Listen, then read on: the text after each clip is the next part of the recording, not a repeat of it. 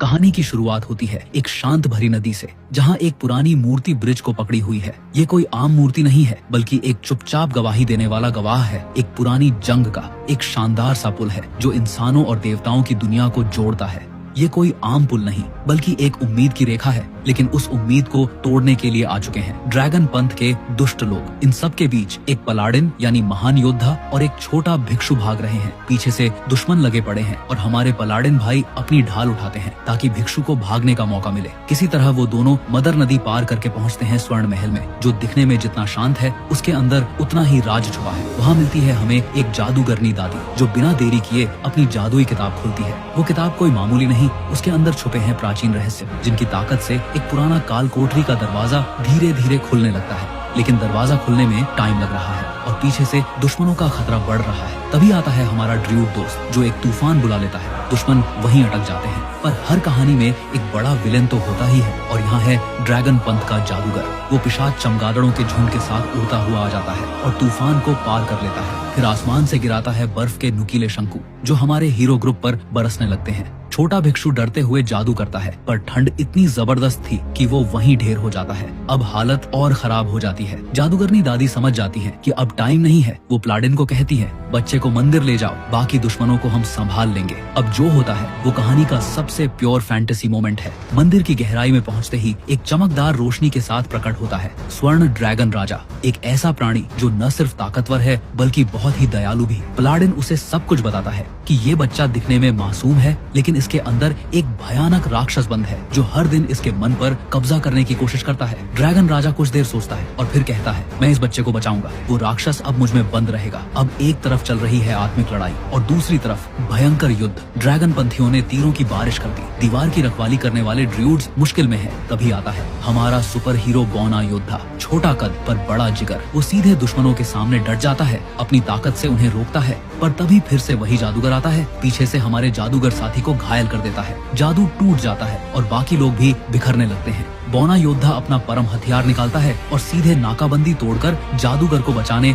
भागता है। रास्ते में एक मरा हुआ चमगादड़ फिर से जिंदा होकर उस पर झपटता है, लेकिन बौना योद्धा उसे पकड़कर पटक देता है। फिर वो दुश्मन की पूरी लाइन तोड़ देता है। ड्रूड भी मौके का फायदा उठाता है और दीवार को पीछे खींचकर दुश्मन जादूगर पर हमला करता है और उसे बुरी तरह घायल कर देता है। अब जैसे ही जादूगर को थोड़ी सी जगह मिलती है, वो अपना सबसे खतरनाक जादू अग्नि स्नान पूरा कर देता है। बस फिर क्या, ड्रैगन पंथ के जितने भी बुरे लोग थे सब के सब जलकर राख हो जाते हैं। अब मंदिर में जो भूत प्रेत भगाने की पूजा चल रही थी, वो भी अपने आखिरी पड़ाव पर पहुंच गई थी। एक काले रंग का अजीब सा लिक्विड बॉल निकलता है और तभी ड्रैगन राजा अपनी पूरी ताकत लगाकर भिक्षु के शरीर में छुपी सारी दुष्ट आत्माओं को अपने अंदर खींच लेता है। सबको लगा अब सब ठीक हो गया, ऋण जादुई चिन्ह भी गायब हो गए थे। पर तभी ड्रैगन राजा की तबीयत बिगड़ने लगती है। पहले खांसी, फिर जोर जोर से चीखने लगता है। ये क्या हो रहा है? सब हैरान रह जाते हैं, क्योंकि अब पता चलता है कि ड्रैगन राजा ने उस दुष्ट आत्मा को हल्के में ले लिया था। वो सोच रहा था कि वो उसे कंट्रोल कर लेगा, लेकिन वो आत्मा पहले ही उसके शरीर में घुस चुकी थी। अब तो उसका सुनहरा शरीर धीरे धीरे काले अंधेरे में डूबता जा रहा था और फिर वो अचानक आसमान की ओर मुंह करके जमीन पर गिर पड़ा। ड्रैगन राजा मर गया, लेकिन कहानी वहीं खत्म नहीं होती। उसकी मौत से दुष्ट आत्मा और ताकतवर हो गई और फिर उसने रूप लिया एक 5 सिरों वाले भयानक ड्रैगन का। हाँ, वही पौराणिक दुष्ट ड्रैगन क्यामत। अब सबके होश उड़ गए। तभी जब सबको लगा कि अब तो हमारा काम तमाम है, वहीं पर भिक्षु, जो अब पुनर्जन्म लेकर और भी ताकतवर हो चुका था, सामने आता है। वो अपनी सारी ताकत लगाकर क्यामत की सांसें रोक देता है। बचपन से लेकर अब तक उसने अपनी पूरी जिंदगी उसी दुष्ट आत्मा से लड़ने में लगाई थी और अब वो खुद उसे खत्म करने आया था। भिक्षु का साहस देखकर बाकी साथी भी जोश में आ गए। अब या तो जीतेंगे या फिर मरेंगे। सबने अपने हथियार निकाले और भिक्षु के साथ कंधे से कंधा मिलाकर लड़ने लगे। अब कैमरा शिफ्ट होता है, हम पहुंच जाते हैं स्पेस में, यानी अंतरिक्ष की लड़ाई। हर बार जब कोई योद्धा किसी ग्रह को जीतता है तो वो अपने माथे पर एक सोने की कील ठोकता है। जब किसी के पास 4 कीलें होती हैं तो उसे माना जाता है एक लेजेंडरी योद्धा। अब कहानी में आता है करेन, एक ऐसा योद्धा जो सब कुछ जीत चुका है, लेकिन जब उसे मुख्यालय से एक स्पेशल मिशन मिलता है तो वो गंभीर हो जाता है। मिशन क्या है? उसे एक धर्म त्यागी ग्रह की गहराई में घुसकर उसे स्टेबलाइज करना है, ताकि मुख्यालय वहाँ से एक ब्रह्मांड व्यापी हमला कर सके।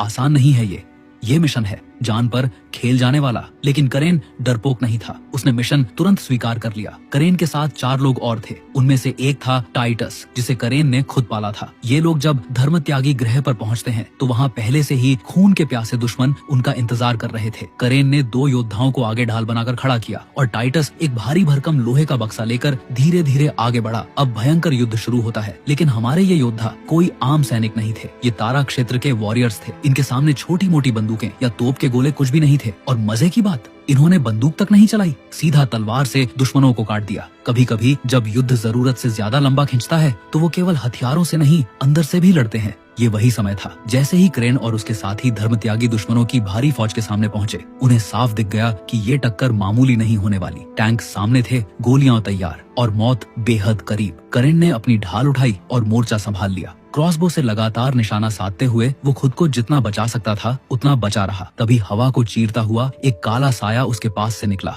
और एक धमाके के साथ सीधा टैंक के ऊपर जा गिरा। वो कोई और नहीं, वही था करेन का सबसे भरोसेमंद साथी। उसने गोलियों की बारिश को नजरअंदाज करते हुए सामने वाले बख्तरबंद गाड़ी को तबाह कर दिया। नंगे हाथों कुछ सा चाकुओं से एक के बाद एक दुश्मनों को गिराता चला गया। लेकिन तभी करेन ने एक सख्त नजर टाइटस पर डाली, एक नजर जो कह रही थी, तू यहाँ लड़ने नहीं, बक्से की रक्षा करने आया था। दोनों की आंखें मिली, कोई शब्द नहीं, लेकिन सब कह दिया गया। मिशन ज्यादा बड़ा था। पीछे एक जोरदार धमाका हुआ और चारों योद्धा अब राक्षसी लोक की गहराइयों में उतर चुके थे। वो जगह थी एक भयानक कब्रिस्तान जो एक पुराने भूमिगत शोधन स्थल से जुड़ा हुआ था। वहाँ की गुरुत्वाकर्षण शक्ति 10 गुना ज्यादा थी, जैसे जमीन खुद तुम्हें निगलना चाहती हो। अंधेरे में छिपे थे राक्षसी बच्चे, चुपचाप लेकिन बेहद घातक। और फिर शुरू हुआ नरसंहार। जैसे ही इन राक्षसों ने हमला किया, टीम ने भी हर वार का जवाब आग से दिया। जमीन पर फैले चमकते राक्षसी खून ने कब्रिस्तान को जुगनुओं जैसी रोशनी से भर दिया। उनकी मंजिल थी वो लोहे का बक्सा, जिसे वो किसी राक्षसी गलियारे के अंत तक घसीटते हुए ले जा रहे थे। आगे बढ़ते हुए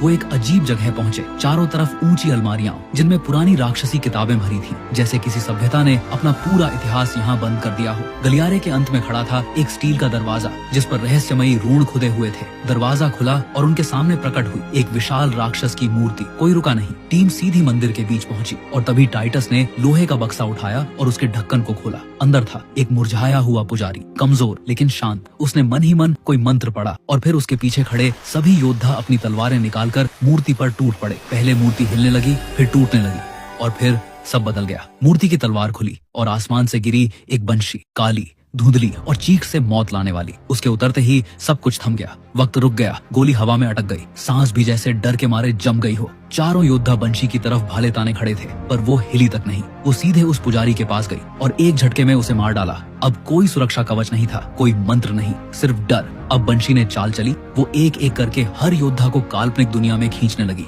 एक ऐसी जगह जहां उनके गहरे डर असल रूप ले लेते थे। एक योद्धा का सिर उसके खुद के डर में कुचल गया और असल में उसकी मौत हो गई। बंशी जैसे शरीर से नहीं, दिमाग से लड़ती थी। वो तुम्हारा डर बनती है और फिर तुम्हें उसी से मार देती है। अब क्या होगा? क्या करेन और टाइटस बंशी की इस मानसिक जंग को जीत पाएंगे? बक्से में सिर्फ पुजारी ही था या कुछ और भी छुपा था? और वो राक्षसी मूर्ति, क्या वो सिर्फ प्रतीक थी या कुछ बड़ा आने वाला है? कभी कभी सबसे बड़ा राक्षस वो नहीं होता जो बाहर से दिखता है, बल्कि वो होता है जिसे हमने खुद पाला हो। करेन का सबसे गहरा डर उसका सबसे प्रिय शिष्य टाइटस था, वही जिसे उसने बचपन से पाला, बड़ा किया और युद्ध की कला सिखाई। पर सालों से उसके दिल में एक छुपा हुआ शक पल रहा था, क्या टाइटस एक दिन राक्षस बन जाएगा? और ठीक उसी भय का सामना आज उसे करना पड़ा। जब बंशी ने टाइटस का रूप लिया, करेन की सारी ताकत जैसे पल भर में खत्म हो गई। वो न लड़ सका, वो गिर पड़ा और बंशी के चाकू ने उसे चीर दिया। लेकिन जब बंशी ने असल टाइटस के पास जाने की कोशिश की, उसकी सारी जादुई ताकतें बेअसर हो गईं, क्योंकि टाइटस के अंदर डर नाम की चीज थी ही नहीं। उसने बंशी की आंखों में देखा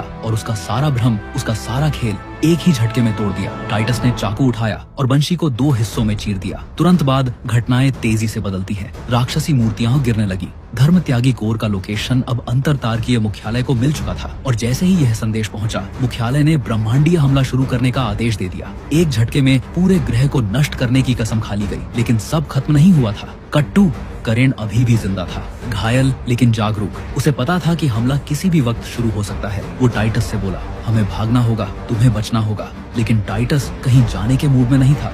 दूर सामने धर्म त्यागियों की एक और भारी सेना आ रही थी और अब टाइटस का एक ही मकसद था, करेन को सुरक्षित घेरे से बाहर निकालना। अब कहानी मोड़ लेती है दर्शन और भाग्य की तरफ। अगर आप अपने सामने एक आईना रखें तो वो आईना आपको हमेशा आपका भविष्य 1 सेकंड पहले दिखाता है। जब आप शतरंज का कोई मोहरा उठाएंगे तो आईने में दिखता हुआ आप उसे आपसे पहले ही गिरा देगा। तो जब आपकी बारी आएगी, क्या आप स्वर्ग की इच्छा मानेंगे या उस इच्छा के खिलाफ अपनी चाल चलेंगे? भगवान ने कहा था, अगर चाहे तो मैं 1 सेकंड, 2 मिनट या पूरे 2 घंटे बाद का भविष्य देख सकता हूँ। सब कुछ तय है और मैंने उसे पहले ही देख लिया है। कल्पना करो, तुम्हारा दुश्मन तुम्हारी अगली चाल पहले ही देख चुका हो। अब कहानी में एंट्री होती है यिक्सिंग की, एक प्रतिभाशाली शतरंज खिलाड़ी जो खुद को ब्रह्मांड की चालों से भिड़ता हुआ पाता है। वो गुस्से में है, टूटा हुआ है, क्योंकि जब धरती फट रही थी, जब राक्षसों ने सब कुछ तबाह कर दिया था, उस वक्त चांगान का संरक्षक देवता चुपचाप एक किनारे खड़ा रहा। यिक्सिंग को ऐसा लगा जैसे भगवान ने भी उसे मौत के पास छोड़ दिया। इतना ही नहीं, वो देवता उसकी माँ का रूप लेकर आया ताकि एक शतरंज की बाजी जीतने के लिए यिक्सिंग की भावनाओं से खेल सके। और वहीं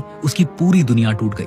फिर एक पल आया, गुस्से में भरे यिक्सिंग ने पूरी शतरंज की बिसात उलट दी, लेकिन वो बिसात बिना किसी शोर के धीरे धीरे अपनी जगह पर वापस आ गई। कोई निशान नहीं रहा, जैसे कुछ हुआ ही ना हो। यिक्सिंग सोचता है, अगर मुझ में इतनी ताकत थी तो मैंने कुछ किया क्यों नहीं? मैंने अपने माता पिता को राक्षस के हाथों मरते देखा, फिर भी मैं खड़ा रहा। और जब उसने भगवान से जवाब मांगा तो जवाब आया, मौन। कुछ लोग कहेंगे, नहीं, मैं कुछ नहीं कर सकता था, लेकिन यिक्सिंग ने कहा, हाँ, मैं कर सकता था और अब करूंगा। नियति की शतरंज पर अब चाल देवताओं की नहीं थी। ईश्वर ने यिक्सिंग के सामने एक दर्पण उतारा। ये दर्पण तुम्हें तुम्हारा भविष्य 1 सेकंड पहले दिखा सकता है, उन्होंने कहा, और अगर चाहो तो तुम समय को आगे या पीछे भी मोड़ सकते हो। यिक्सिंग रुक गया। उस पल जैसे समय थम गया हो। उसे समझ आया कि भगवान सब कुछ पहले से देख चुके हैं। जो कदम वो उठाता है, जो फैसले वो करता है, यहाँ तक कि उसकी हार सब पहले से तय है। मतलब जब भी तुम शतरंज का कोई मोहरा गिराते हो, चांगान की एक इमारत ढह जाती है। यिक्सिंग ये सुनकर दंग रह गया। अब उसे समझ आया, ये खेल असली शतरंज नहीं था। ये ताकत और सत्ता की एक ऐसी दौड़ थी जिसमें जीत हमेशा देवताओं की होती थी और आम लोग हर बार कुचले जाते थे। यिक्सिंग ने गुस्से में पूछा, तुम इतने शांत कैसे रह सकते हो जब तुम्हारा महल गिर रहा है, जब लोग मर रहे हैं, जब तुम्हारे अपने सिद्धांत खुद टूट रहे हैं? ईश्वर ने कोई सफाई नहीं दी, बस एक सीधा सवाल पूछा, अगर तुम मरे हुए लोगों के लिए जिंदा लोगों को दुख नहीं दे सकते तो फिर अतीत की नफरत ढो क्यों रहे हो? नफरत इंसान का दिमाग खा जाती है और जब सोचने की ताकत चली जाती है, इंसान बस एक चलती फिरती लाश बन जाता है। लेकिन यिक्सिंग नहीं रुका। उसने कहा, मुझे सिर्फ एक बार देखने दो कि मेरे माँ बाप की मौत कैसे हुई थी। और फिर अतीत के दरवाजे खुल गए। सच सामने था। एक जबरदस्त भूकंप ने चांगान को हिलाकर रख दिया था। धरती फटी और नीचे से राक्षस बाहर आ गए। पूरा शहर तबाह होने वाला था। लेकिन यिक्सिंग के माँ बाप, उन्होंने अपनी जान देकर सैकड़ों लोगों की जान बचाई थी। वे शहीद हुए थे, हीरो की तरह मरे थे। मगर यिक्सिंग का दिल अब भी खाली था। अगर वो अपने धर्म पर खरे उतरे तो मैंने क्या किया? मैं तो एक देवता था, फिर भी कुछ ना कर पाया। अब खेल बदल चुका था। यिक्सिंग शतरंज की बिसात पर लौटा। उसने एक मोहरा उठाया और सीधा उसे स्वर्गीय महल की ओर बढ़ा दिया। हर बार जब वो काली गोटी गिराता, एक एक करके देवताओं के महल के स्तंभ गिरते जा रहे थे। देवता हैरान थे, जैसे पूरा स्वर्ग एक बच्चे के हाथों ढह रहा हो। तभी एक आवाज आई, तुम हमें अपने साथ क्यों ले डूबना चाहते हो? क्या तुम मरने को तैयार हो? लेकिन यिक्सिंग अब डगमगाने वाला नहीं था। अगर जीतने के लिए सब कुछ जलाना पड़े तो मैं जलाऊंगा। जैसे ही उसने आखिरी गोटी गिराई, स्वर्गीय महल की नींव हिल गई। देवता घुटनों पर आ गए। अब शांति उनके हाथ में नहीं रही। और फिर एक रोशनी फूटी। देवताओं की सारी ताकत धीरे धीरे यिक्सिंग के शरीर में समा गई। वो फिर से जन्मा। अब वो देवता नहीं, एक नई शुरुआत था। जब उसने मंदिर का मुख्य दरवाजा पार किया, एक बड़ी सी मूर्ति ने उसका चेहरा ले लिया। तब जाकर पता चला ये सब पहले से तय था। ये एक परीक्षा थी जिसमें देवता आम लोगों की कुर्बानी पर अपनी सत्ता चलाना चाहते थे। लेकिन अंत में चांगान फिर से खड़ा हो गया। टूटी हुई दीवारें जुड़ गईं, मंदिर फिर से चमकने लगे और लोग फिर से मुस्कुराने लगे। देवता अब शांत थे और फिर उन्होंने पीछे मुड़कर देखा अपना अगला खिलाड़ी ढूंढने के लिए। और मूवी यहीं खत्म होती है।